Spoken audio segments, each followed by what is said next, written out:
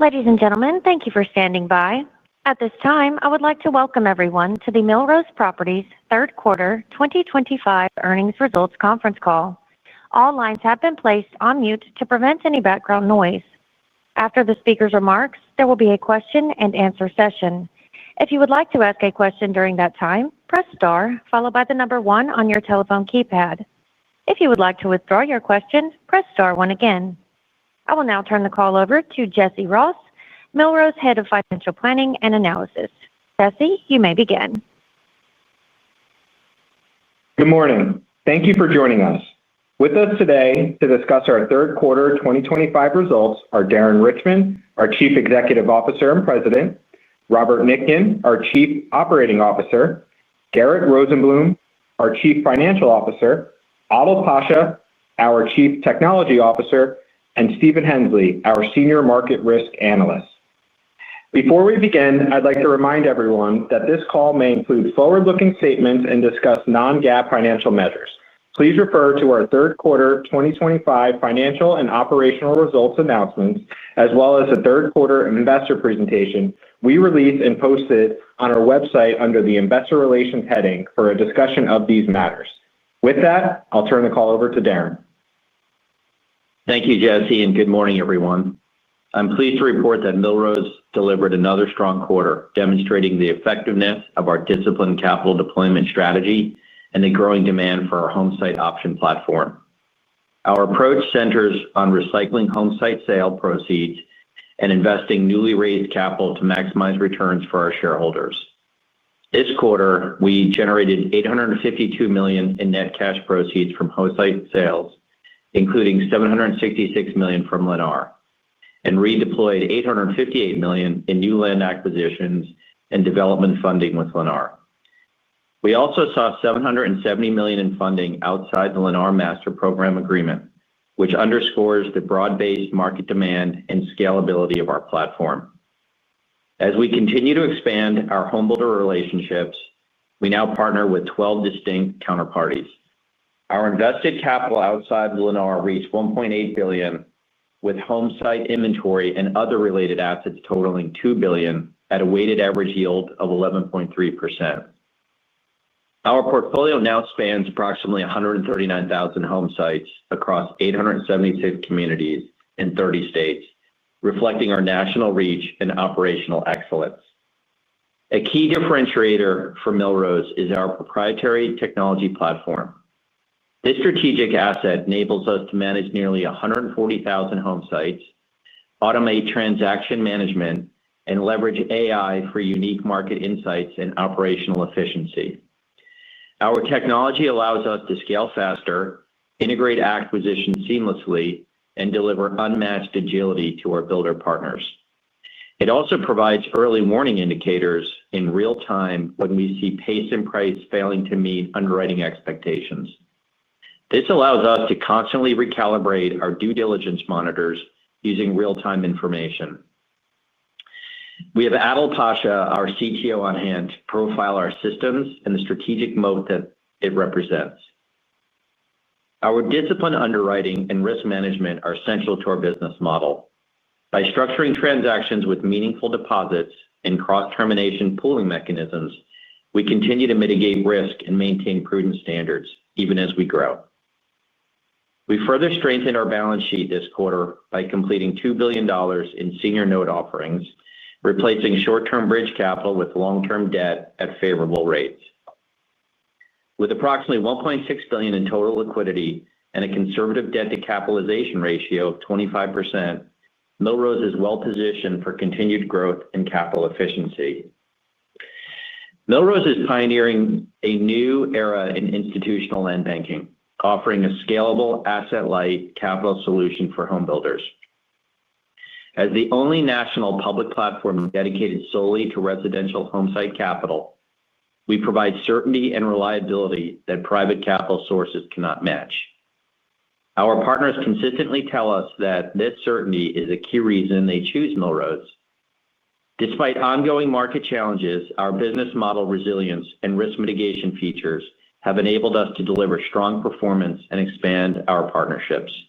We maintain high conviction in the long-term housing market and are confident that Millrose is exceptionally well positioned to capture accelerated demand as conditions improve.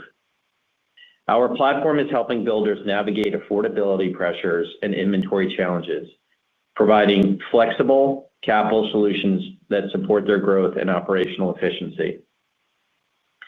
It is important to highlight that we are quickly approaching the point of terminal velocity, where shareholders will benefit from the optimization of our balance sheet for an entire fiscal period. As our capital structure reaches its most efficient state, we anticipate that shareholders will increasingly realize the benefits of our scale and disciplined approach, enabling us to reinvest in higher return opportunities and maintain robust liquidity, all while supporting our competitive position in the sector. With these advantages, we are confident that we can continue to deliver value for our partners and stakeholders as we pioneer new solutions in institutional land banking and further solidify our leadership in the market. Our strong operational results enabled us to increase our quarterly dividend to $0.73 per share, representing an 8.2% dividend yield based on our book value. Based on our momentum, we are raising our guidance for year-end AFFO run rate to $0.74 to $0.76 per share and increasing our full year 2025 new transaction funding target under other agreements to $2.2 billion. We are pleased to note that this target is above our reach goal of $2 billion. We remain committed to distributing 100% of our AFFO to shareholders, reinforcing our alignment with shareholder interests. In closing, our third quarter results demonstrate that our capital redeployment strategy is working effectively across all aspects of our business.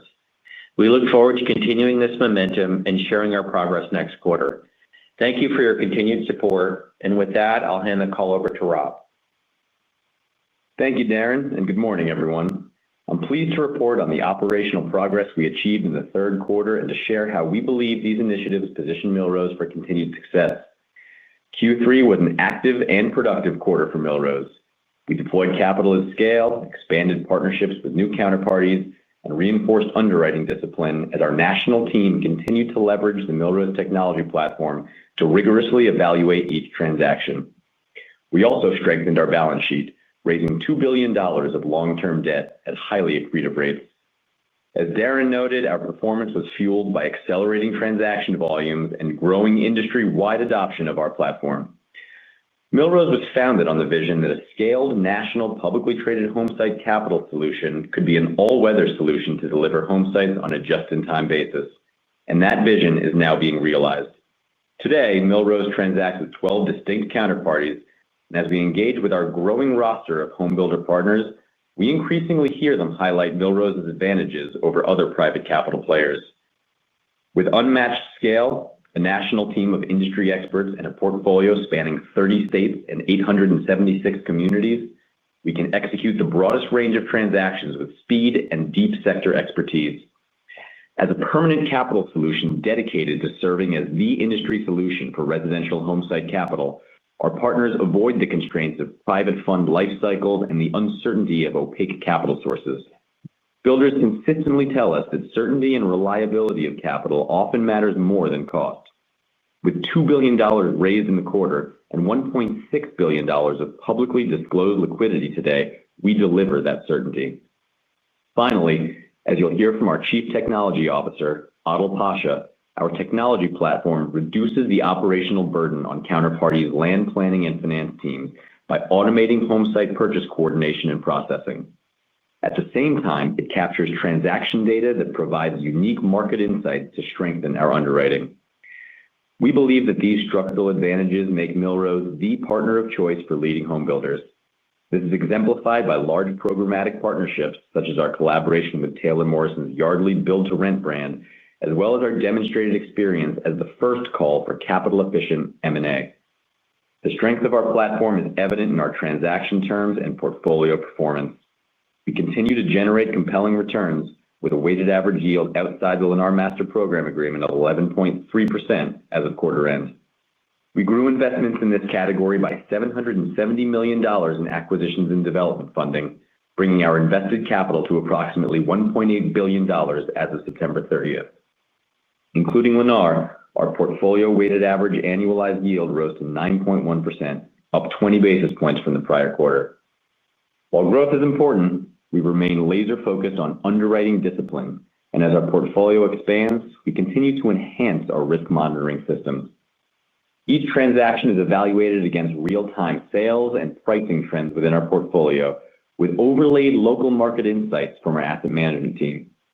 Our asset managers are constantly engaging with counterparties across the country, interfacing directly with the individual local builder divisions of our home builder partners. Through these channels, we've been able to capture unique quantitative and qualitative insights about the operating environment across markets and leverage these insights to maintain prudent underwriting standards and monitor risk. We also continue to structure transactions to mitigate risk, securing meaningful deposits as a share of total project costs and employing cross-termination pooling mechanisms. Importantly, given the demand we've observed, we also have the ability to remain selective in our partnerships, avoiding builders who view land banking as a tool for risk mitigation rather than capital and operating efficiency. This has helped to buttress our portfolio during the recent market stress. We're proud of our third quarter performance and grateful for the significant contributions of the entire Millrose team in driving our continued growth. With the strength of our pipeline, capital capacity, and competitive position, we remain highly optimistic going forward. With that, I'll turn it over to Adil to share more on the Millrose technology platform. Thanks, Rob. I want to highlight a core component of our strategy, the proprietary technology platform that complements the operational excellence of our servicing and investment teams. We are not simply building a tool, but a strategic moat that enables us to manage a scale and complexity unmatched in the land banking industry. To put our operations into perspective, we manage a portfolio of nearly 140,000 home sites. We recycle approximately 1/3 of our book value annually, which means we are in a constant cycle of redeploying capital with speed and precision. Our transactions typically range from $10 million to $30 million each. We serve 12 distinct customers with more than 800 assets across diverse geographies and product types. Managing this business on spreadsheets would be impossible. Our technology platform provides 3 distinct strategic advantages. First, high-velocity transaction processing. In the third quarter alone, we averaged 138 home site takedowns per business day and processed over 3,500 land and development transactions. Land banking relies on seamless technological and operational alignment with our builders. Our platform allows us to provide our builder partners with the operational flexibility they need to meet their goals, a level of agility that is simply unachievable with traditional systems and spreadsheets. Enhancing and expanding these integrations is a key priority, which we believe will unlock further growth and strengthen these critical partnerships. Second, a powerful data advantage. The sheer volume of our deal flow, transaction data, and builder sales reports has created a rich proprietary data set. This data moat gives us unique insights in underwriting transactions and monitoring market risk. We are also beginning to leverage AI to derive novel insights from this data set and further automate internal processes. Finally, unmatched M&A execution. We demonstrated this with the Millrose spinoff and the acquisition of Roush and supporting New Home in its acquisition of Landsea. Our ability to partner with builders to rapidly underwrite and integrate hundreds of communities is a direct result of our proprietary data platform, which automates the ingestion and management of all aspects of land banking data. Our capacity to close deals and provide immediate operational readiness for our builders is an unmatched capability in this market. Our technology is a core strategic asset. It allows us to scale faster, integrate acquisitions seamlessly, and operate with greater agility. We are confident this platform provides a durable competitive advantage that our competitors cannot easily replicate. We look forward to releasing a set of features to extend these efficiencies directly to our builder partners. We are excited to continue developing this platform to drive the future growth of Millrose. With that, I'll hand it over to Garrett to talk through our quarterly financial overview. Thank you, Otto, and good morning, everyone. I'm pleased to walk you through our third quarter 2025 financial performance, which demonstrates the cash-generating power of our business model and our disciplined approach to capital allocation. For the third quarter, we reported net income attributable to Millrose common shareholders of $105.1 million, or $0.63 per share, driven by $179 million in option fees and development loan income. Our net income this quarter was negatively impacted by one-time expenses associated with our debt financing activities. These non-recurring expenses related to our debt transactions impacted our GAAP net income. These are one-time items incurred in connection with our business reaching scale and don't affect the underlying cash-generating capacity of our business. Adjusted funds from operations, or AFFO, was $122.5 million, or $0.74 per share, which provides the basis of our distributable earnings by adjusting for these one-time costs and other non-cash items. As we discussed last quarter, AFFO offers enhanced transparency into the recurring distributable earnings power of our business. Our book value per share at the end of the quarter stood at $35.29. Our management fee expense was $25.9 million, which is calculated transparently at 1.25% of gross tangible assets. Interest expense was $43.7 million, and income tax expense was $5.9 million. On September 22nd, we declared a quarterly dividend of $121.2 million, or $0.73 per share, representing an 8.2% dividend yield based on book value per share that demonstrates our strong profitability and commitment to shareholder value. Millrose is committed to distributing 100% of our earnings to shareholders. Turning to our balance sheet and capitalization, we significantly strengthened our financial position this quarter through a strategic debt raise.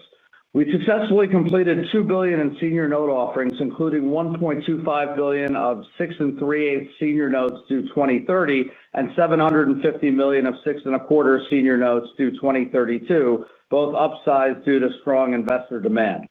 We used the proceeds to repay our $1 billion one-year term loan and reduce the outstanding borrowings under our revolving credit facility by $450 million. These transactions eliminated near-term refinancing risk while securing attractive long-term financing, and combined with our $1.3 billion revolving credit facility, provide us with approximately $1.6 billion in total liquidity as of quarter end, which provides ample financial resources to continue to grow the business. As of September 30th, we reported total assets of approximately $9 billion and total debt of $2 billion, with a debt-to-capitalization ratio of approximately 25%. We continue to expect to adhere to a conservative maximum debt-to-capitalization ratio of 33%, underscoring our disciplined approach to capital management. Based on our strong performance and continued momentum in other agreements, we are raising our guidance for full year 2025 new transaction funding under other agreements to $2.2 billion, up from previous guidance. Accordingly, we are also raising our year-end AFFO quarterly run rate guidance to a range of $0.74 to $0.76 per share. We remain focused on delivering value to shareholders through consistent earnings growth, prudent capital allocation, and maintaining our conservative balance sheet while capitalizing on the significant opportunities ahead. With that, I'll turn the call back to Darren. To close, our third quarter results demonstrate that our capital redeployment strategy is working effectively across all aspects of our business. From an organic growth in other agreements to optimizing our capital structure and increasing shareholder returns, we continue to execute on our mission to redefine how capital flows to meet housing demand. Our business model's resilience through challenging market conditions, combined with our strong liquidity position and growing pipeline of opportunities, gives us confidence in our ability to continue delivering attractive returns to shareholders while serving as an essential capital partner to the homebuilding industry. We look forward to continuing this momentum and sharing our progress next quarter. Thank you again for your continued support, and with that, operator, let's open the call up to Q&A. I would like to remind everyone, in order to ask a question, press star, then the number 1 on your telephone keypad. We'll pause for just a moment to compile the Q&A roster. Your first question comes from Julian Blouin with Goldman Sachs. Thank you for the question. Your new deployment guidance of $2.2 billion implies just another $200 million of deployment in the fourth quarter, which is quite a bit below your year-to-date run rate. I guess, is that a reflection of a pullback in activity you're seeing from home builders, or is there some sort of normal seasonality where activity dips in the fourth quarter? Is it driven by conservatism? How should we sort of think about that? Yeah, sure. Thanks for the question, Julian. So just one quick correction. So as of the end of the third quarter, our invested capital in this category outside of the Lennar Master Program Agreement is $1.8 billion. So originally, our stretch target was $2 billion. It's $1.8 billion as of the end of the third quarter. And so our revised target is $2.2 billion, meaning that it's not a $200 million increase. We're guiding towards a $400 million increase. And that's our best guess based on still a very strong continued set of demand from the builders. Certainly no slowdown, but that's our best guess based on where we are today. Does that make sense? Yeah. Okay. I see. So it's $2 billion of home site inventory funded. Okay. That makes sense. And then I guess just as we think about, where the stock trades today and how you're thinking about equity issuance going forward, I mean, how should we think about that? Is it something where you would consider issuing equity as and when you trade at book value? Is it maybe something more like you could wait and see if the market ascribes some premium to book value? And then how do you balance those considerations against the risk of running out of deployable debt capacity, as you're starting to push up against this 33% self-imposed debt to cap limit and potentially being stuck if you're still trading below book value? Yeah, Julian, it's Darren. We have ample runway. As we said in our prepared remarks, we have about $1.6 billion of firepower, which includes cash and room under the revolver. I think we've communicated in the past, and I'll reiterate it today, is our goal is really to optimize the balance sheet first before we pivot to equity issuances. We've had a couple of new equity initiations that are well above book value, and just as an editorial note, we buy into it. We definitely buy into the story beyond book value, and as we had kind of communicated with you and others in the past, the goal isn't just to get to book value and declare victory. We think that the ultimate returns that investors would expect and demand could result in this stock trading, well above book value.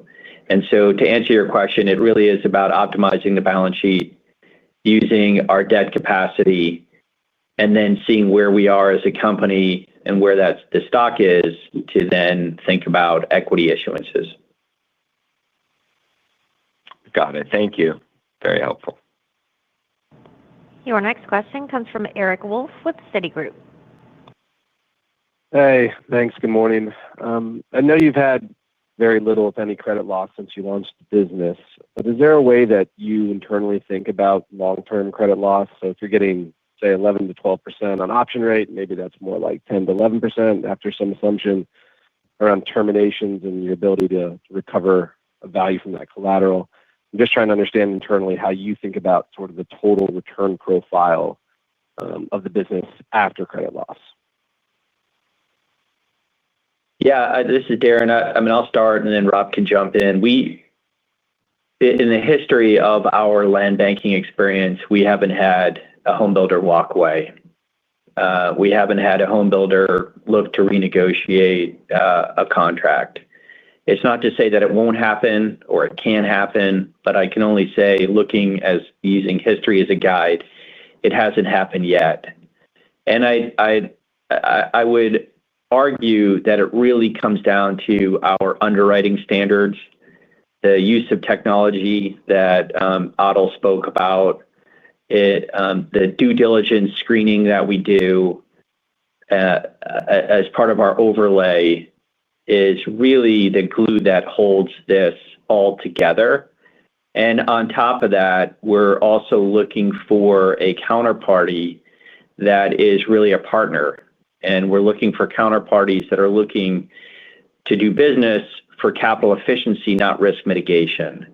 And we know that because these are counterparties that are willing to sign up upfront to pooling agreements. Again, even the pooling agreements, investors, home builders could walk away from those. So I don't want to suggest that even with pooling that folks couldn't walk away, but it really does become a self-selection opportunity for us to know what type of relationship the home builder is looking for. I don't know, Rob, if there's something you want to add. Yeah, I would just add that, to come up with something like that would require ascribing some probability to not just the option termination, but an actual loss in the recovery value of the land that we own, fee simple, have underwritten net of the deposit we hold against it, which is obviously, as a result of our work, it's not a scenario, we think is likely. Again, not to say it won't happen, but there's no clear methodology that would make sense to us to use for that. Got it. And I know it's only $340,000, so not much, but there's a small provision for credit loss expense on the income statement. It looks like maybe on development loan receivables. I guess, what is that, and sort of how did you estimate that? Hey, Eric, it's Garrett. That's a GAAP required adjustment under what's called CECL, or as far as the credit loss pronouncement, which basically requires us to basically estimate potential credit losses. It can't be zero. We basically estimated it, and that could change as we go forward. But again, this is merely a GAAP required estimate and not an indication of what we actually expect. Got it. And then for the $770 million that you deployed outside of Lennar, were those all with existing relationships, or were there some new relationships in there? I think you said 12, and I can't remember what you said on last quarter's call, but just curious if there's some new relationships that were entered into the quarter, and if they're public home builders, regional builders, just the profile of the new relationships that you're forming. Yeah, so last quarter we mentioned we had 11 distinct counterparties. We added one this quarter, so we have 12 distinct counterparties. So we did add that counterparty, but really a lot of this is, most of that increase you mentioned is driven by just further penetration in the partnerships that we've set up. We've had a lot of success just continue to integrate operationally and continue to do more business with our really high quality builder counterparties. Got it. And then just last question for me. There have been a lot of headlines from the government and tweets and about wanting to sort of improve housing affordability. I guess, are there any policies that you're hoping for? You think could spur more construction or be good for your business? Just curious if there's certain things that you've seen that have been proposed that you think could help your business. So a few things. One, we all know affordability is a real challenge. And so the fact that the administration is focused on making housing more available and more affordable certainly makes sense to us. All of the headlines and the articles we've read would suggest that it relates to more production. More production is obviously good for our business. It creates more certainty around the land that we own and gives us more confidence in the land that we own. Outside of that, I know that there are a lot of kind of conversations that are happening behind the scenes in the industry, and the industry is definitely working to do their part to come up with creative solutions to the challenges. Got it. Thanks for taking my questions. Your next question comes from Craig Kucera with Lucid Capital Markets. Yeah. Hey, good morning, guys. Can you give us a breakout on how much of the third-party investment in the third quarter was affiliated with Yardley? Yeah, we haven't disclosed a specific volume by counterparty, but I will say that we have had a lot of success, that there is a decent portion of that number that is the penetration with Yardley, and that has ramped up and been a great successful partnership with the folks over at the Yardley team at Taylor Morrison. So it's going really well. It has started to close, and we're feeling really excited about it. But beyond that, we haven't given any disclosure at this point. Okay, fair enough. you did have a breakout of the development loan receivables and income this quarter. Were those formally wrapped up in inventory and reported differently, or are those all sort of originated here in the third quarter? Hey, Craig, it's Garrett. They were grouped in with inventory at the beginning, and we felt it prudent to break it out going forward as this continues to be a significant part of our business. And it's not a new line of business for us, as being trying to serve the interest of our builder clients. This is how certain of our clients want to access our land banking capital, is through developer partnerships. This has always been part of our strategy and our product offering. It's just, as Garrett said, it got to a point where it's now big enough and scaled enough that the accounts have asked us to break it out separately, but it doesn't represent a new strategy for us.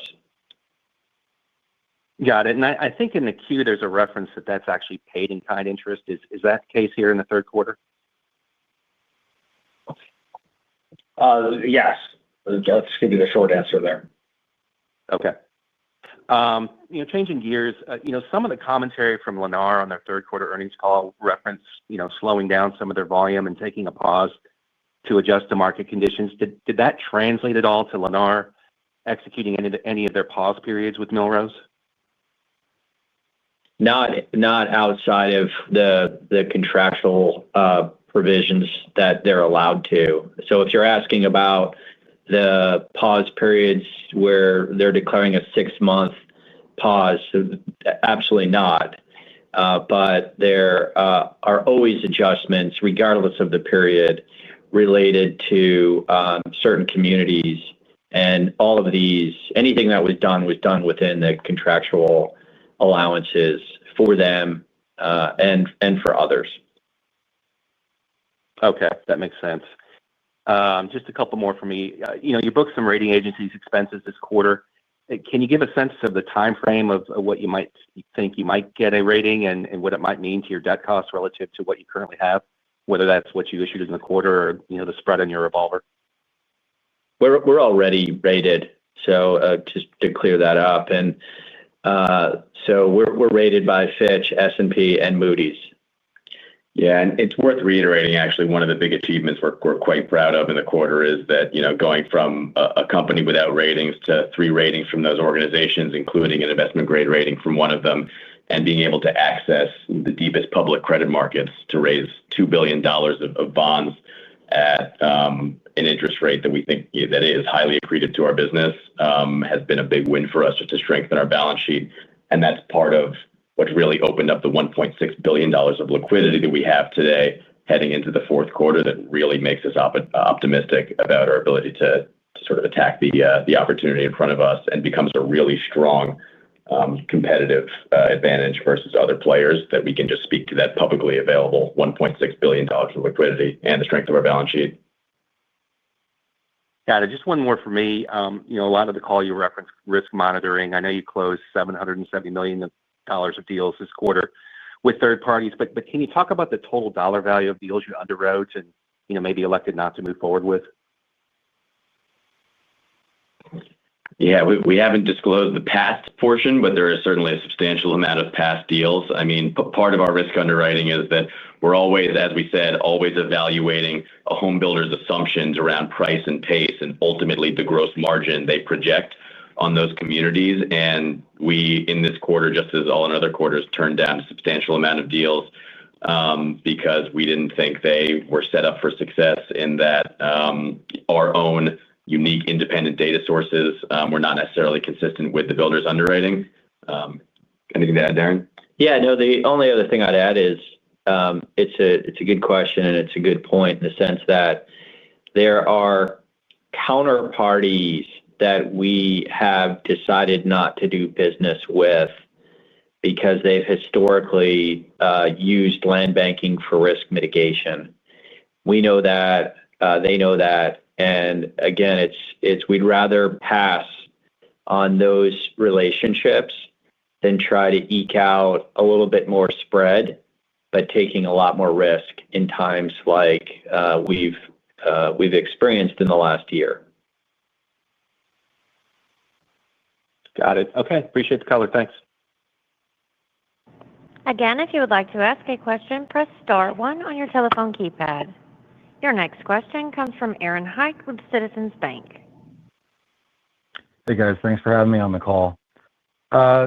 Just wondering, in terms of the contracts that you currently have in place, how much more capital or how many more partners, clients can you sign up, given the schedule that they've provided and your assumptions underlying the cash inflows and outflows? I'm just trying to get a sense of how many more deals you can do or how the balance of your capital outstanding will trend just based on what's expected to come in your contracts today.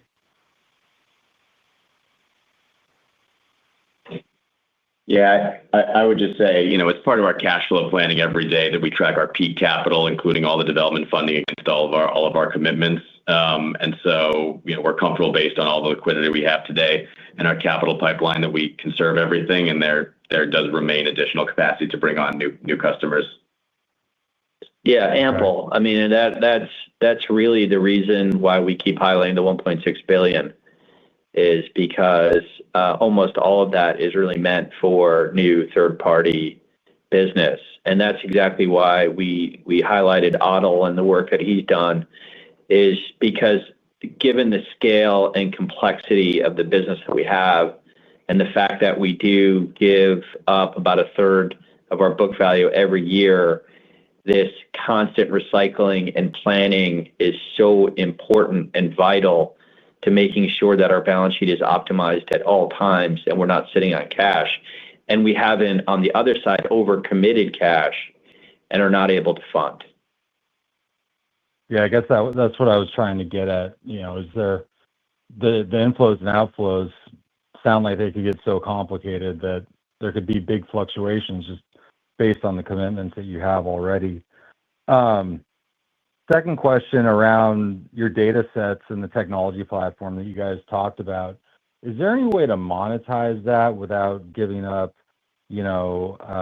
proprietary information for the Millrose shareholder, like data sets that you can provide, to the general public on home building or whatnot? Just kind of wondering, any way to monetize that? Yeah, that's a great question. It's not something that we're focused on right now. We're really looking to use that data set to drive our operational underwriting efficiencies. We're always evaluating kind of strategic partnerships in the home building space, where we could create a value chain that really complements our capital solution. But it is, look, the data is so important, using it in our ecosystem to make real-time judgments. I mean, there was a question asked earlier about deals we've passed on. Remember, every deal we pass on, in addition to the deals we do, we're capturing all that data real time. And we're ingesting it and using it to make informed judgments as part of our due diligence. And we have Steve Hensley here, who oversees that analytics, again, making sure that we're under investing in hot areas that are not performing well, and finding ways to put money to work in areas that are performing well and will continue to perform well, where there's a shortage of housing relative to job growth. Appreciate it, guys. Thank you. Your next question comes from Julian Brown with Goldman Sachs. Yeah, thank you. Thank you for the follow-up. So you're clearly a really valuable partner to the builders. And I'm just wondering, in terms of the current environment, is one of the ways you're providing value to them is by sort of providing accommodations or allowing them to sort of pause or slow down their takedowns per the agreements you have with them? Look, we haven't really had to do so outside of what the builders are contractually entitled to. But, I've said this before, Julian, you've definitely heard me say it. If a builder came to us in the ordinary course and said, hey, we were taking down 4 homes per community per month, the contract says we need to take down 3, we'd like to take down 2, and we don't have additional needs for that capital, it probably means we're going to slow down development as well. And we'd rather the capital working for as long as we can keep it. And so we're always thinking through accommodating any client request as long as we don't have an additional need for that capital. And why would we cause somebody to buy back a home site at a time when it doesn't work for them? All we're doing is losing book value on which we would earn our option rate. So to answer the question very specifically, we haven't had to make accommodations outside of what our builder counterparties are entitled to, but we would definitely be open if asked, making sure that we have the capital to do it.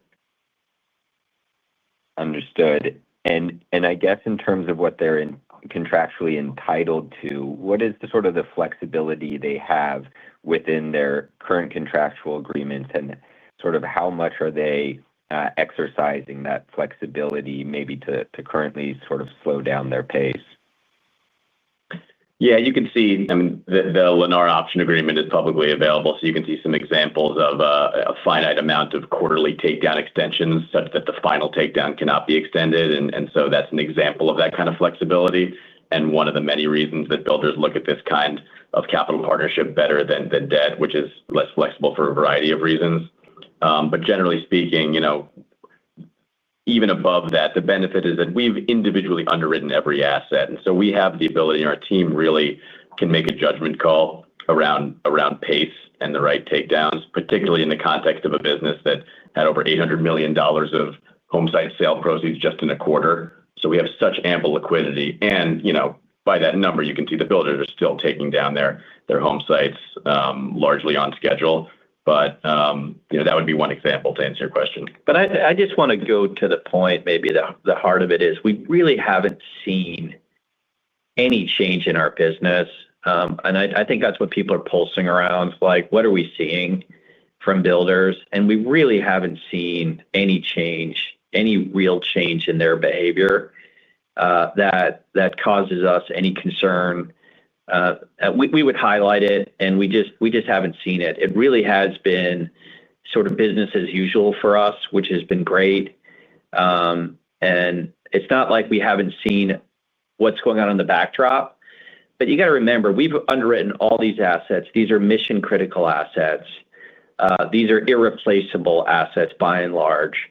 And we would expect that the builders would continue to take them down almost regardless of what is going on in the backdrop. So I just want to make sure that we're making the point that it really has been and continues to be business as usual for us. Great. Thank you very much. At this time, there are no further questions. I'll now turn the call back over to Darren Richmond for closing remarks. Thank you. Look, I just want to thank everybody once again for joining us today, for following the story. We're all available. Should anybody have follow-up questions? Thank you again, and we wish you a great day. Ladies and gentlemen, that concludes today's call. Thank you for joining. You may now disconnect.